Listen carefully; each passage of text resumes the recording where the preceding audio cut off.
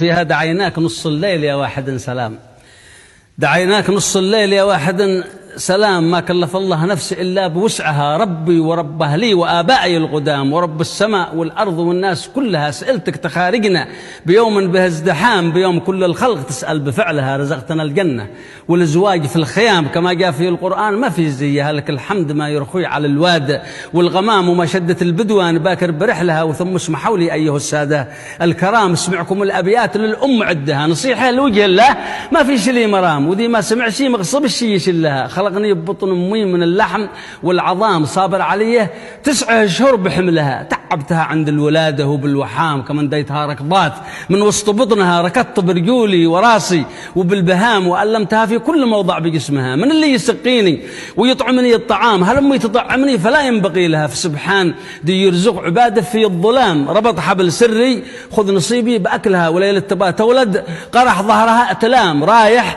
واجي يدها فوق ظهرها، يسر لها الرحمن دي ينشأ الجهام، سبحان دي يسر خروجي بفرجها، ولما رأتني خالط الوجه الابتسام، خذتني بسرعة فطرتني بضرعها، تفهم بما أريده ولا أنطق الكلام، أصبحت في الدنيا عملها وشغلها، سهرتها والناس من حولها نيام، تسهر لكي يرقد وأنا فوق حضنها، تصفي الوسخ مني وتهتم باهتمام، ومن حيث ما سارت خذتني بحضنها، عشرة طويلة ناوياها على انسجام، فوالله ما رأى شخص في الأرض مثلها، وهي ما ترى مثلي من الناس في المقام، تراني كما أبوها وأحسن من أهلها، ولما قد توصلت لسن الافتطام نكت عيشتها وخويت عقلها، ناموا جميع البيت ورجولها قيام، ولا صيح بعلى صوت فاقد لثديها، على هذه الحالة ولا أبلغ المرام، صابر علي سبحان ربي لصبرها، وعافاني الرحمن لسن الاحتلام، شباب ما عني بحاجة بيدها، تراني رجل وافي باعيانها تمام، وتأمل بأن يرد بالحسن